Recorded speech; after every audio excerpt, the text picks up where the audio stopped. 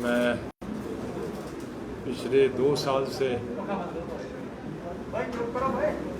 तो कोविड के कारण कम आना हुआ और शुरू में तो सरकार ने बंदिश ही लगाई थी आने पे, और उसके बाद कोविड ने बंदिश लगा दी।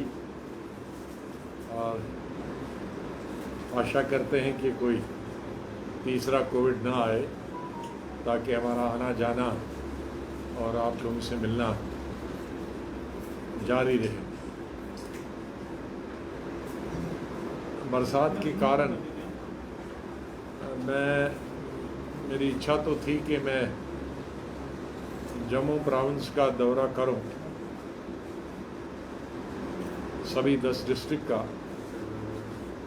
लेकिन कुछ कोविड के कारण और कुछ बरसात के कारण, जिस तरह से इस दफ़ा पहाड़ी इलाकों में बारिश हो रही है, जिससे बहुत सारी, जैसे दक्षिण जैसी जगह में बहुत सारा जानी नुकसान हुआ, माली नुकसान हुआ, और भी राज्य यूटी के अलग अलग भागों में बहुत नुकसान हुआ। तो उस कारण से मैं जा नहीं पाया उन जगहों को, लेकिन जो हमारी 37 विधानसभाएं हैं, 37 विधानसभाओं में डेलीगेशन आए, किसी विधानसभा से 4-4, 5-5, कोई 110 के करीब में डेलीगेशन से इन 3 दिनों में मिला, और हर रोज़ 14 से 16 घंटे हर दिन डेलीगेशन से बात हुई। इसी कारण आप लोगों से बात नहीं हुई, क्योंकि रात के 12:30 बजे से पहले कोई भी मीटिंग ख़त्म नहीं हुई। और उन लोगों का बुलाने का एक ही मकसद था, एक तो कोविड के बारे में उनका क्या नुकसान हुआ, उनके इलाके में क्या नुकसान हुआ, उनकी सुविधाएं कैसी हैं, हॉस्पिटल की सुविधाएं कैसी हैं, दवाइयों की सुविधाएं कैसी हैं, डॉक्टरों की सुविधाएं कैसी हैं, सड़कों की हालत क्या है, अनएम्प्लॉयमेंट की हालत क्या है, बेकारी और बेरोज़गारी की हालत क्या है, डेवलपमेंट कैसा चल रहा है। तो इस बारे में ये 3 दिन में मैं कह सकता हूँ कि बहुत फीडबैक अच्छा मिला पूरे जम्मू प्रोविंस के 37 की 37 विधान सभाओं से। बहुत सारी चीज़ों की तरफ ने ध्यान दिलाने की ज़रूरत की है। मुझसे कहा है कि मीडिया से बात करें। एक तो यह है कि एडमिनिस्ट्रेशन को, क्योंकि आज एमएलए कोई है नहीं, विधानसभा भंग है, तो आइडियल सिचुएशन होती है किसी भी लोकतंत्र में कि उसके प्रतिनिधि जो जवाबदेह होते हैं जनता के सामने, वो ऐसी परिस्थितियों में बहुत काम आते हैं। लेकिन ब्यूरोक्रेसी उस काम के लिए नहीं बनी। ब्यूरोक्रेसी का काम इंडोर है दुनिया के हर लोकतंत्र में। आउटडोर जो काम है वो जो इलेक्टेड रिप्रेजेंटेटिव्स हैं उनका काम होता है। तो अभी 3-4 साल से है नहीं, वो स्टेट के डिवीज़न से पहले ही 1-1.5 साल पहले, उससे अभी 3-3.5 साल हुए विधानसभा को भंग हुए, जिसकी कारण से और भी ज़्यादा लोगों को तकलीफ़ें हैं। हमारी मांग, जो हमारी पार्टी ने 5 मुद्दे रखे हैं, उसको हम फिर दोहराते हैं कि तुरंत ज़रूरत है इस स्टेट में जल्दी से डिलिमिटेशन को ख़त्म करना, कंक्लूड करना, वाइंड अप करना, कंक्लूड करके वाइंड अप करना। और स्टेटहुड देना, और स्टेटहुड के बाद, स्टेटहुड तो एक दिन का काम है, वो कोई लंबा चौड़ा डिलिमिटेशन की तरह काम नहीं है, उसके लिए तो एक दिन का सेशन बुलाने की ज़रूरत है और उसको बिल को पास करके स्टेटहुड देके और फिर तुरंत विधानसभा के इलेक्शन कराए जाएं और उसके साथ ही फिर जो ज़मीन का हमारा है कि उसमें ज़मीन और नौकरियां, उनका प्रावधान होना चाहिए। हालांकि लेजिस्लेचर वो अपने आप से भी कर सकती, अगर नेशनल लेवल पे उसका कोई प्रावधान न हो तो लेजिस्लेचर सक्षम है ये दोनों चीज़ें करने के लिए, वो हो सकता है। और कश्मीरी पंडित जो 30-31 साल से देश के अलग अलग भागों में है, दुनिया के अलग भागों में, उनको वापस लाना। तो हमारा अनुरोध यही होगा केंद्रीय सरकार से कि ऑल पार्टी मीटिंग में जो माननीय प्रधानमंत्री जी ने और गृह मंत्री जी ने आश्वासन दिया था सभी पार्टीज को, उसको लॉन्ग टर्म या मीडियम टर्म के बजाय शॉर्ट टर्म में इम्प्लीमेंट करना चाहिए। उससे लोगों को बहुत फ़ायदा मिले। पिछले 4 सालों से जो विधानसभा नहीं है और इलेक्टेड रिप्रेजेंटेटिव्स नहीं है, उससे स्टेट विकास में, डेवलपमेंट में, एजुकेशन में, हर चीज़ में बहुत पीछे चली। उसका स्टेट को आगे ले जाने के लिए गवर्नर रूल या लेफ्टिनेंट गवर्नर रूल इलाज नहीं, उसके लिए विधानसभा, यही फीडबैक सभी लोगों से मिला, आम जनता से मिला है, पूरे जम्मू प्रोविंस के लोगों से। आजाद साहब,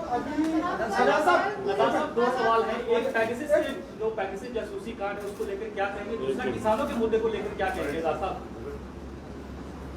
क्या एक पैकेज जो जासूसी कार्ड चल रहा है इसको लेकर क्या कहेंगे? क्या कार्ड चल रहा है? पैकेज जो जासूसी कार्ड। अच्छा, वो सर दूसरा किसानों के मुद्दे, उससे मैं ज़्यादा प्रभावित नहीं हूँ, क्योंकि वो वैसे ही चल रहा है 7 साल से।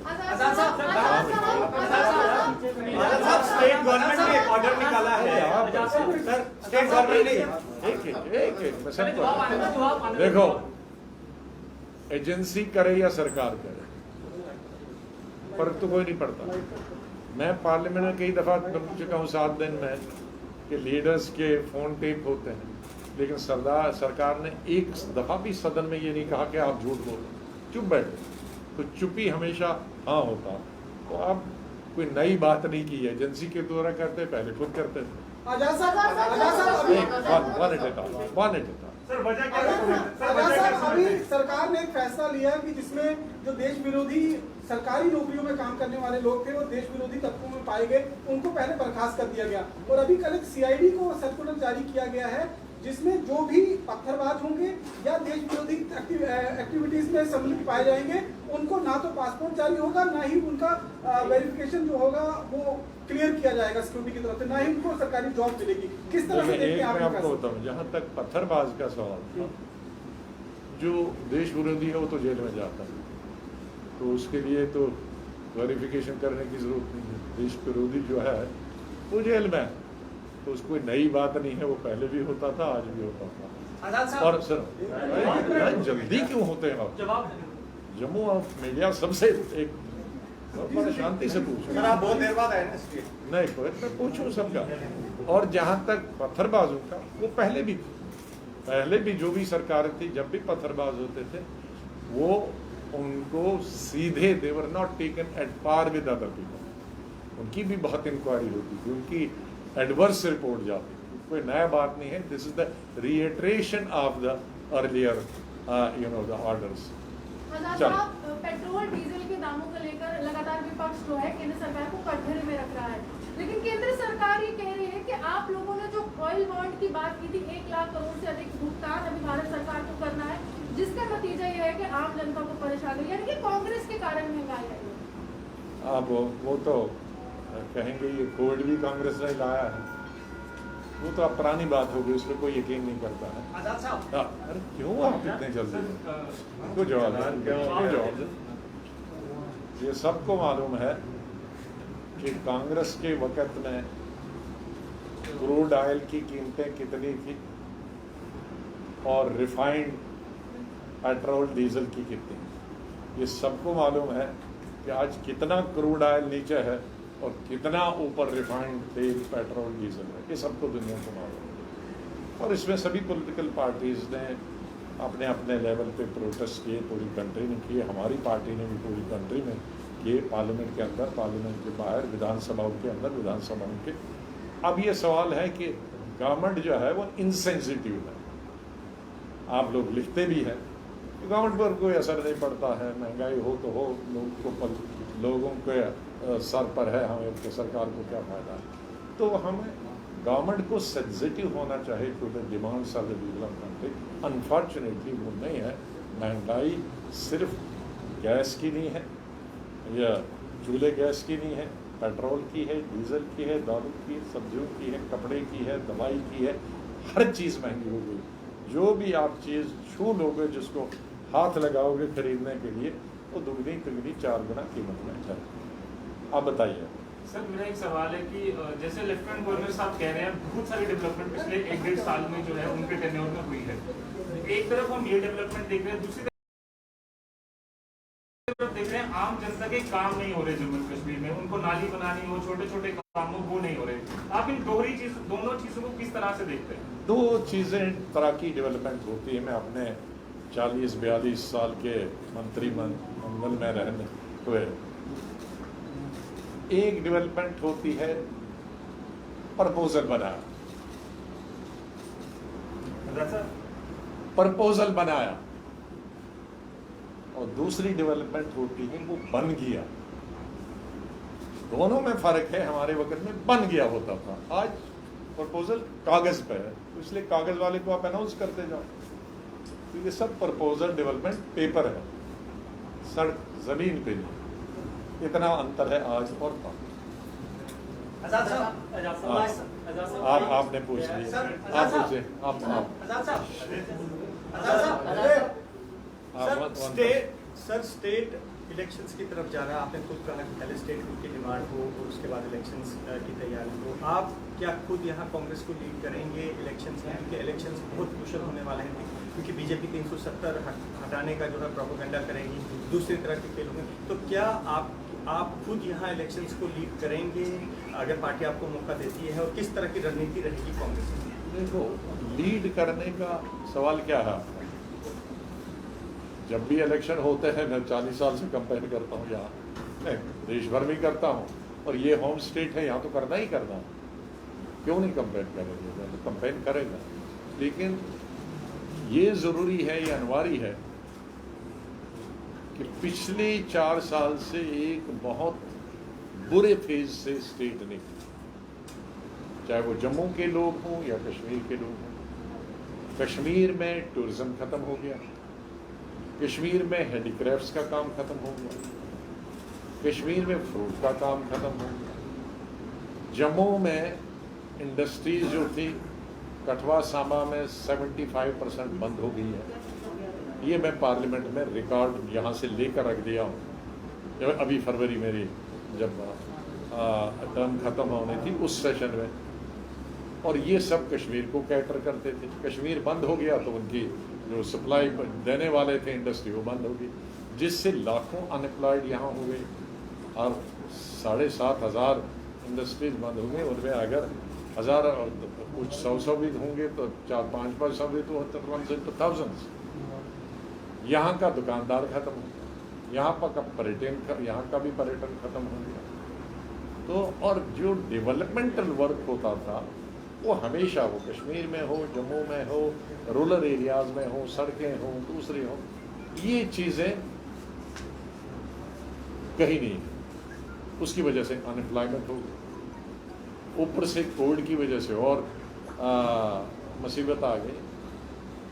तो इसलिए मैं नहीं चाहता कि आप कोई दूसरा विवाद खड़ा हो जाए। कुछ पार्टियां कहेंगी कि हम इलेक्शन नहीं लड़ेंगे जब तक स्टेट देंगे, कुछ देंगे, हम लड़ेंगे। तो एक अलग फिर विवाद खड़ा हो जाएगा। तो अगर ये इतना टाइम 4-5 साल 4 साल हमने वेस्ट किए हैं, अब हमको कोई टाइम वेस्ट नहीं करना चाहिए, नॉट फॉर पॉलिटिकल पार्टीज, लोगों के लिए।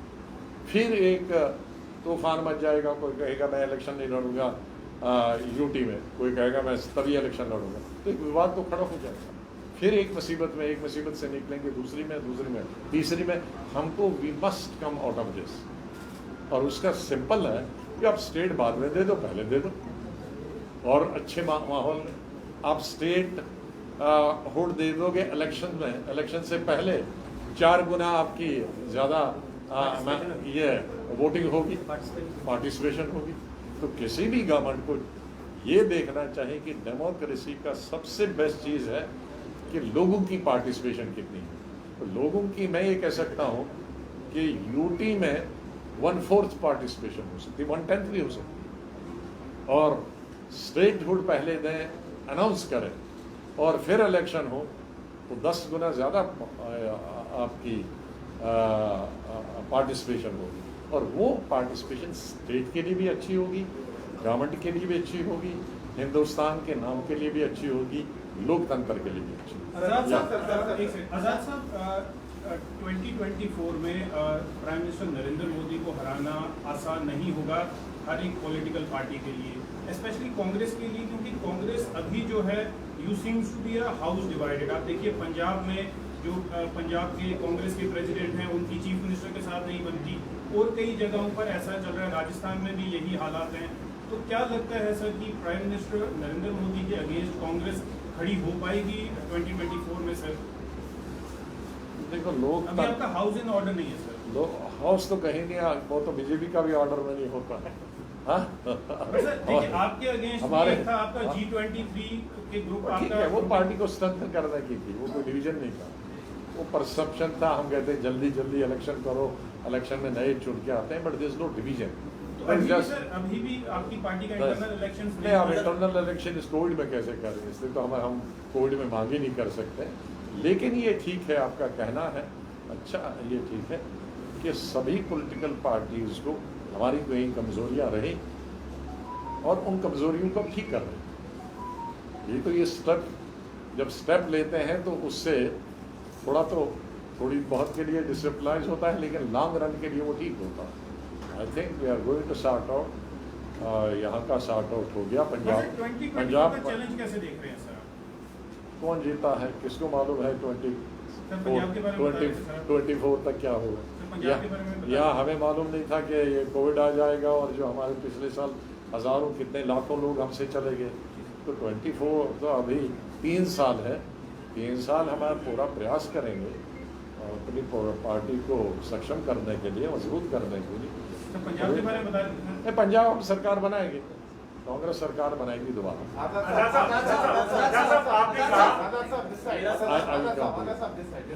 साहब, मेरा सवाल भदरवा को लेकर है। जब गुलाम नबी आज़ाद जम्मू कश्मीर के मुख्यमंत्री थे, उन्होंने भदरवा मेला भी शुरू करवाया था, भदरवा के लोग बहुत खुश थे। लेकिन जब से सरकारें बदलती रही, आपको नहीं लगता कि भदरवा को इग्नोर किया जा रहा है? और साथ ही साथ एक और मांग है भदरवा के लोगों क्या सिर्फ भदरवा को इग्नोर किया जाता है? सारे स्टेट ही इग्नोर है। एक और मांग है, अरे सारी पूरी यूटी इग्नोर है। जिला बना दिया जाए भदरवा को। वो जिला मैं ऐसी कमिटमेंट नहीं करता हूँ कि, लेकिन इग्नोर सब स्टेट यूटी है। आप बताइए। आजाद साहब, आपसे ये आप कह रहे हैं कि बीजेपी जो है सिर्फ जम्मू कश्मीर नहीं बल्कि देश भर में फैल हुई है। मैंने ये नहीं बताया, मैंने बताया कि महंगाई को आप अपना, जब मैं बता रहा हूँ कि महंगाई है और महंगाई का नोटिस नहीं लिया जाता।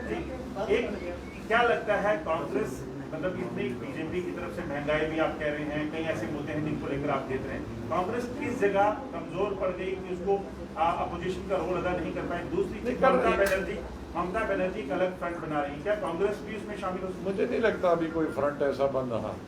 वो भी कई महीनों के, कई सालों से आई नहीं थी।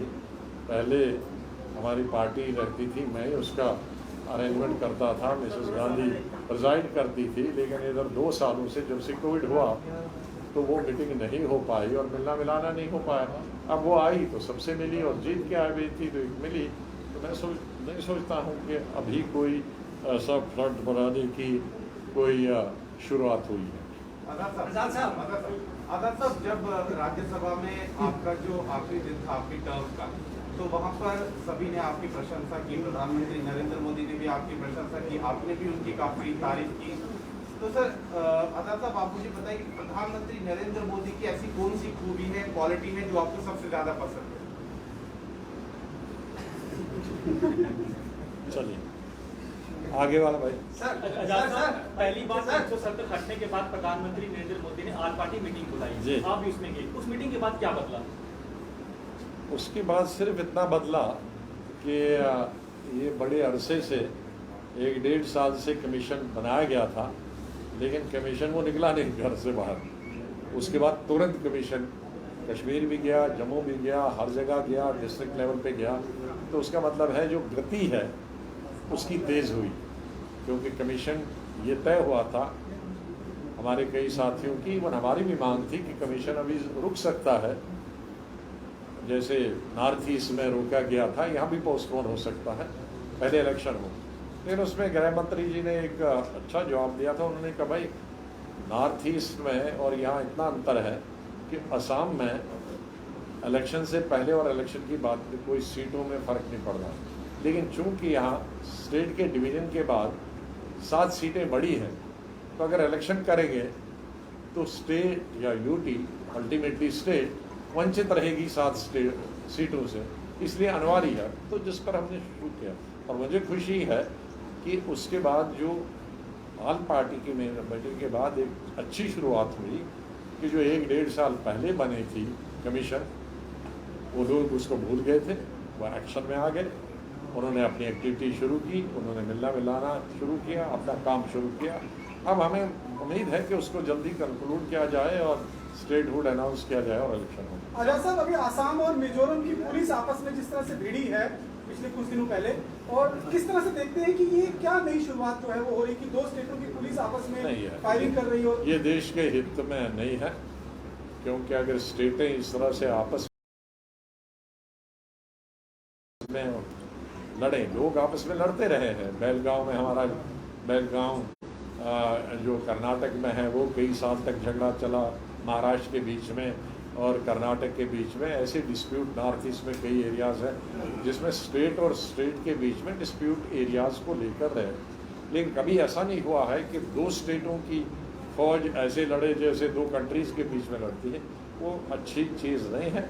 मेरे ख्याल में उन दोनों स्टेटों के मुख्यमंत्रियों को, जहाँ दोनों जगह बीजेपी की ही सरकार है, वहाँ उनको रेस्ट्रेन करना चाहिए और उसमें सख्त से सख्त हिदायत देनी चाहिए कि ये ऐसे मसले जो हैं 2 स्टेटों के बीच में, और सेंटर उसका आर्बिट्रेशन करके इंटरवीन करके उनको हल करना चाहिए।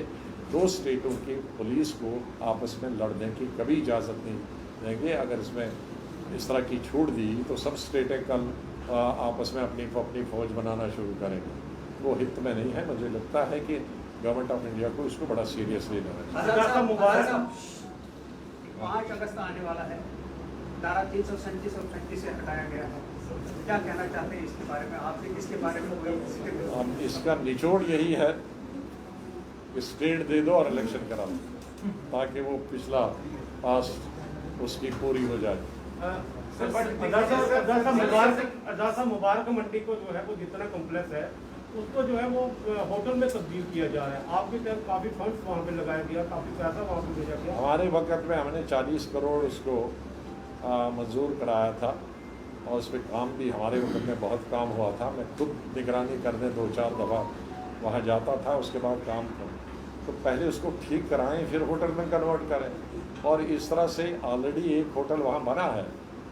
होटल को देखने के लिए नहीं जाना। मेरा जो उस वक्त पर्पज़ था उसको, ये तो एक इनिशियल अमाउंट थी जिसको हमने लगाना था, उस पर और अमाउंट लगानी। जम्मू में हमारी सबसे बड़ी चीज़ यह है कि हमारे पास कोई पर्यटकों को दिखाने की चीज़ नहीं। कुछ हमारे पिलग्रिम टूरिज़्म है मंदिर दिखाने की, लेकिन उसके अलावा भी रिक्रिएशन और उसके अलावा हमने बहुत गलती की, पूरे 70 साल से शुरू करना चाहे था। 1947 से उसकी तरफ सरकार को, जितनी भी हमारी सरकारें, हमको ध्यान देना चाहिए था टूरिज़्म के हिसाब से, पर्यटन के हिसाब से। और जो संपत्ति थी, इतनी पुरानी बिल्डिंग थी, ये एक टूरिस्ट अट्रैक्शन बन जाती। अभी भी मौका है कि आज ये यूटी है, माननीय लेफ्टिनेंट गवर्नर साहब गवर्नमेंट ऑफ इंडिया से बहुत अच्छे आर्किटेक्ट्स बुलाएं, 200-400 करोड़ उस पर खर्च करें, उसको बजाय होटल बोटल के चक्कर के उसको ठीक उसी शक्ल में, कहाँ महाराजा रहता था, कहाँ महारानी रहती थी, कहाँ दरबार होता था, कहाँ बाकी चीज़ें होती, तो जितना हमारा पर्यटक हमारे माता वैष्णो देवी जाता है वो वहीं से भाग जाता। तो जम्मू में यही इसीलिए हमारे कोशिश, जब मैं चीफ मिनिस्टर था तो पहले हम यहाँ लेक बना रहे थे, गुजर नगर से लेकर और सिदरा तक, वो कोई 5 किलोमीटर लेक थी। उसमें मेरे साथियों ने, पीडीपी वालों ने, क्योंकि वो डिपार्टमेंट उनके अंदर आता था इरिगेशन, उन्होंने अनुमति नहीं दी। फिर मैंने उस पर गोल्फ कोर्स बना दिया। फिर जब हमारी दोबारा उमर साहब के साथ गवर्नमेंट आई तो डिपार्टमेंट हमारे पास था, तो मैंने हमारे इरिगेशन मिनिस्टर को बताया कि जो मेरा कंसेप्ट था वो बनाने का, लेक वो बना नहीं पाया, वहाँ गोल्फ कोर्स बनाया, तुम दूसरी बनाओ। तो वो भी बनी है, सब पुल भी बनाया। पुल बनाने का मकसद ही था जो यहाँ नीचे के वहाँ से वो बने लेक, वो भी ऐसा ही रह गया जब तक सरकार चली गई। तो एक चीज़ हमारे पास ये है, महाराजा की, पुराने कितने महाराजों की, ये एक पर्यटक के लिए, हमारे लिए अट्रैक्शन हो सकती है। ये हमारे दुकानदार, हमारा बिजनेस, हमारे होटलियर, हमारे टैक्सी वाले, हमारे कॉफ़ी टी स्टॉल वाले, कॉफ़ी बेचने वाले और सामान बेचने वाले, इनको अगर हमने ज़िंदा रखना है, नौकरी तो आजकल मिलती नहीं है, तो अनएम्प्लॉयमेंट भयंकर है, तो हमको अगर जम्मू शहर में एम्प्लॉयमेंट क्लियर करना है तो ये 2 चीज़ें हमने करनी है। एक तो इसको ठीक करना है, पैलेस को, और दूसरा दरबार को जारी रखना। ये बहुत गलत कंसेप्ट है दरबार बंद करना। जो महाराजा जी ने शुरू किया था दरबार 6 महीने और दरबार उधर रहे, मैं ये स्पष्ट करना चाहता हूँ कि दरबार अगर मूव नहीं होगा तो जम्मू बर्बाद हो जाएगा। इससे कश्मीर के लोगों को कोई फायदा नहीं है। जिसको जम्मू रहने के लिए आना होगा वो आएगा, लेकिन जो दरबार के साथ कई हज़ार लोग आते हैं, उससे हमारे यहाँ होटल भी भरे रहते हैं, उससे हमारे टी स्टॉल भी चलते हैं, उससे हमारी टैक्सियाँ भी चलती हैं, उससे हमारी जो दुकान, जितना बिजनेस है वो सब चलता है, उससे किराया जितना लोग लेते हैं, हज़ारों, मैंने चीफ मिनिस्टर असेसमेंट कराया है, हज़ारों लोग 1 कमरा, 2 कमरा, 3 कमरा जम्मू के रहने वाले, इर्रेस्पेक्टिव ऑफ रिलीजन, वो किराए पे देते हैं। 6 महीने उनको किराया आता है, गरीब लोगों को, जिनके पास होटल नहीं है, सड़क नहीं है, टैक्सी नहीं है, टांगा नहीं है, लेकिन मकान है, लेकिन मकान का 6 महीने आता है किराया, तो उसका साल निकल जाता है। तो यहाँ की इकॉनमी जो है जम्मू की, जम्मू डिस्ट्रिक्ट की, वो इकॉनमी हमारी निर्भर है दरबार पर, और दरबार नहीं आएगा तो जम्मू और बिल्कुल यहाँ पर्यटक नहीं है। तो इसलिए जम्मू के उत्थान के लिए, जम्मू के डेवलपमेंट के लिए, जम्मू के विकास के लिए, जम्मू की इकॉनमी के लिए दरबार का आना बहुत जरूरी है। सर, पीओके में कश्मीर प्रीमियर लीग जो है इमरान खान करवा रहे हैं, उससे पहले उन्होंने वहाँ पे असेंबली इलेक्शन भी कराए हैं। क्या लगता है जिस तरीके से पाकिस्तान की ये कार्रवाइयाँ चल रही हैं, ये कितना खतरनाक हो सकता है, क्योंकि भारत तो पीओके को अपना अंग बताता रहा। अब ये केंद्रीय सरकार को देखना है क्या चाहिए इसमें। सर, तेजस्वी यादव का कहना है कि कांग्रेस से स्ट्रॉन्ग अपोजिशन नहीं हो सकता, सबको अपने टीएमसी वगैरह सबको अपने ईगोस छोड़ने चाहिए। ईगोस तो वैसे नहीं किसी भी पार्टी में नहीं होने चाहिए।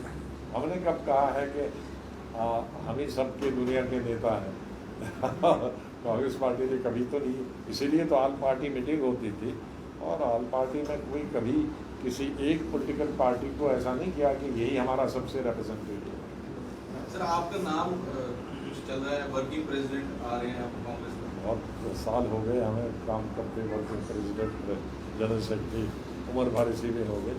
सर अपर हाउस आपका इंतजार कर रहा है, क्या हम फिर से देख सकते हैं? अपर हाउस किसी का इंतजार नहीं करता। राज्यसभा की अपोजिशन सर, राज्यसभा एक सीट खाली हो रही है। अपर हाउस और लोअर हाउस ने कई महायोद्धा देखे हैं। एक स्ट्रॉन्ग वॉइस आपकी ढूंढी जा रही है, कब क्या ठीक है, अब कश्मीर जम्मू कश्मीर की वॉइस हम उठाते थे, फोर्सफुली उठाते थे, राज्यसभा में वो नहीं उठेगी। आजाद साहब, अनुच्छेद 370 और 35 से हटाए जाने की जो है वर्षगांठ अब है, लेकिन अभी कुछ समय पहले हमने देखा था कि कांग्रेस के जो वरिष्ठ नेता है दिग्विजय सिंह, एक क्लब हाउस चैट में उन्होंने एक पाकिस्तानी पत्रकार से बातचीत करते हुए कहा कि अगर कांग्रेस दोबारा सरकार में आती है तो वो पूरे मसले पर रिव्यू करेंगे। तो आपका क्या मत है? अगर कांग्रेस पार्टी मेरे ख्याल में पार्टी ने इस पर कोई व्यू नहीं लिया। वर्किंग कमेटी हो, पार्टी ने इस पर कोई व्यू नहीं, जब आएगी तब देखिए। किसानों के मुद्दे को लेकर सर क्या कहेंगे? किसानों का मुद्दा जेन्युइन है और 1 साल से अब किसान बिल्कुल सड़कों पर धूप, सर्दी, बर्फ, गर्मी सब बर्दाश्त करते रहे, बारिश में खाते। उनका मुद्दा तो सरकार को प्रेस्टीज पे, और मैं बहुत लंबी चौड़ी तकरीर किया था किसानों पर, और मैंने माननीय प्रधानमंत्री जी थे 1 घंटा का भाषण किया था, और मैंने 6 ऐसे ईयर वाइज बताए थे ओकेजन्स कि जहाँ ब्रिटिशर के वक्त में ब्रिटिश सरकार और किसानों के बीच में टकराव हुआ, 6 के 6 दफ़ा ही ब्रिटिश सरकार ने विड्रॉ किया। मैंने प्रधानमंत्री जी को कहा था कि भाई ये 6 दफ़ा जब ब्रिटिश सरकार विड्रॉ कर सकती है अपने ऑर्डर, तो हम क्यों नहीं विड्रॉ कर सकते? तो मैं समझता हूँ कि किसानों की जो मांगे हैं तो उनको मानना अच्छा सर, अभी जिस तरह से धारा 370 जब हटाई गई थी 2019 5 अगस्त को, तो सभी पार्टियों का कहना था कि गलत तरीके से अनकॉन्स्टिट्यूशनली इसको हटाया गया है जम्मू कश्मीर से। अब आने वाले समय में जब इलेक्शंस होंगी तो क्या कांग्रेस इसको मुद्दा बनाएगी कि ये गलत तरीके से उठाया गया है और आपकी सरकार जब आएगी तो आप इसको रिस्टोर करेंगे? किस तरह से, वो मैंने कहा ना कि अभी उस पर कुछ है ना, अभी हमारा जो 5 पॉइंट हमने रखे हैं वही ऑफिशियल पोजीशन, जो हमने 5 पॉइंट है उसमें दाएं और क्या करेंगे और कैसे हुआ और क्या, वो चीज़ें पुरानी है। जिस तरह से हुआ उसका हमने जवाब दिया, पार्लियामेंट के अंदर जवाब दिया, पार्लियामेंट से बाहर दिया, दोनों शब्दों में जवाब दिया। अब हमारा मुद्दा, अब एक ही चीज़ को हम बजा नहीं सकते। आज मुद्दा हमारा कि तुरंत ख़त्म कर देनी चाहिए, जल्दी कंक्लूड करनी चाहिए, कमीशन की रिपोर्ट सबमिट करके और स्टेट अनाउंस कर दी जाए और इलेक्शन कर दी जाए। सर, जम्मू कश्मीर के साथ लद्दाख भी अलग हुआ था और कल लेह और कारगिल की अपेक्स कमेटी और कारगिल डेवलपमेंट अलायंस ने एक मीटिंग की और कहा कि स्टेट को देनी चाहिए और सेफगार्ड चाहिए। उस पर कांग्रेस क्या कहेगी? एक नई डेवलपमेंट लद्दाख में हुई है, मैं उनकी तरफ से बिल्कुल नहीं बोल रहा हूँ, लेकिन एक नई डेवलपमेंट लद्दाख के अंदर हुई है कि जब डिवीजन हुआ था तो लेक डिस्ट्रिक्ट है, बहुत सारे लोगों को, आपको भी कंसेप्ट है, लद्दाख अलग है, ले अलग है, करगिल अलग है। ले वालों की अलग पॉलिटिकल सोच है, करगिल वालों की अलग पॉलिटिकल सोच है। ले वाले बहुत 40 साल से मांग करते थे उनको यूटी होनी चाहिए, बहुत बड़ा एजिटेशन चला था। और 91 में जब मैं केंद्रीय मंत्री था, उन दिनों में MP महाराष्ट्र से होता था, तो मैं ही केंद्रीय गवर्नमेंट ऑफ इंडिया की तरफ से गया था और उनके साथ नेगोशिएशन की थी। जो हड़ताल करने वाले लीडर्स थे, कई मीटिंगें उनकी एड्रेस भी की थी, और फिर उनको इस बात पे हमने मंजूर करवाया था कि आप ड्यूटी नहीं देंगे, आपको हिल काउंसिल देंगे। इसलिए हिल काउंसिल उस वक़्त वजूद में आई जब नरसिम्हा राव प्राइम मिनिस्टर थे और मैं उसका नेगोशिएशन करता था। लेकिन उसके बाद 10-15 साल 20 साल वो खुश थे उससे। पिछले 5-7 साल से फिर वो यूटी का मुद्दा आया, तो ले वाले खुश हैं और चाहते थे यूटी।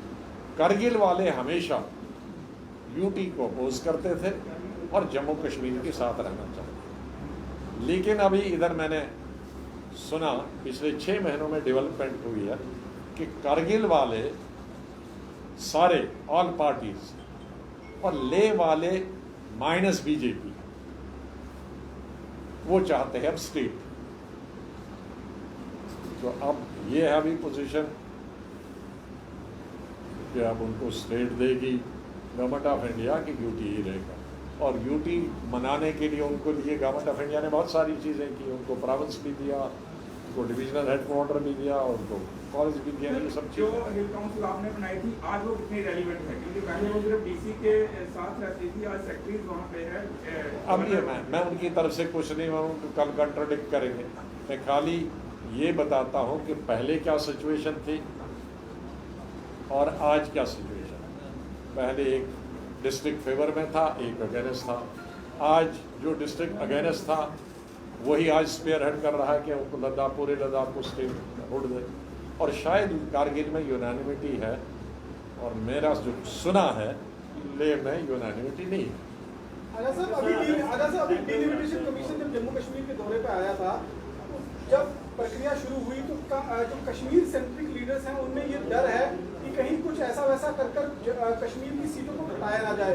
और डिलिमिटेशन कमीशन ने भी ये कहा है कि 4 एस्पेक्ट्स, खाली जनसंख्या के आधार पर नहीं, जो 4 एस्पेक्ट्स होंगे उनको मद्देनजर रखते हुए सीटें जो है वो बनेगी। तो क्या ऐसी संभावना है सर, क्या ऐसी संभावना है कि कश्मीर की सीटों की कम करके जम्मू की सीटों को बढ़ाया जा सके? क्या कुछ ऐसी मैं कोई अंदाज़ा इसमें नहीं लगाना चाहता हूँ, मैं ना मेंबर हूँ और न मुझसे बात की, लेकिन मैं इतना बताऊँगा कि 2 चीज़ें उसमें ज़रूरी होती हैं और हमारी जैसी स्टेट के लिए बहुत ज़्यादा ज़रूरी है। एक तो पॉपुलेशन और दूसरा एरिया। अब आप चिनाब वैली में देखेंगे तो 4000, किश्तवाड़ की 4000, एक कॉन्स्टिट्यूंसी 4000 स्क्वायर किलोमीटर और 4 की 4000 पहाड़ी है। और यहाँ अगर हम शहर में देखेंगे तो 200 किलोमीटर की 13 होगी, है? तो ये या श्रीनगर शहर की। तो मेरा ये मानना है कि इलेक्शन कमीशन को एरिया भी, ज्योग्राफिकल एरिया और पॉपुलेशन दोनों कंसिडरेशन। और जो ये ऐसा नहीं है पहली दफ़ा, यही देखें ना जो हमारे पहाड़ी इलाके हैं, नॉर्थ ईस्ट, अरुणाचल प्रदेश 30 सीटें और है कितना 5 लाख आबादी, और या मिज़ोरम 30 सीटें या 40 सीटें है कितनी 6 लाख आबादी। तो इसका मतलब है कि वरना उस हिसाब से तो 2 कॉन्स्टिट्यूंसी आनी चाहिए, 40 नहीं होनी चाहिए। तो इसका मतलब है कि जो पहले कमीशन बैठे हैं उन्होंने सिर्फ पॉपुलेशन को क्राइटेरिया नहीं बल्कि प्राथमिकता उन्होंने एरिया को भी दिया। तो इस इलेक्शन कमीशन को प्रायोरिटी पॉपुलेशन में देनी चाहिए कि कौन, अगर बड़ी स्टेट कॉन्स्टिट्यूंसी को 2 करो, लेकिन अगर एरिया है उसमें चाहे 40 ही हज़ार वोट हो तो, लेकिन 1000 स्क्वायर किलोमीटर पे तो हो, मैं तो 50 नहीं कहूँगा, लेकिन किश्तवाड़ 4000। मैं ये समझना चाहता था कि जिस तरह से अभी चलिए बहुत हो गया, थैंक यू वेरी मच।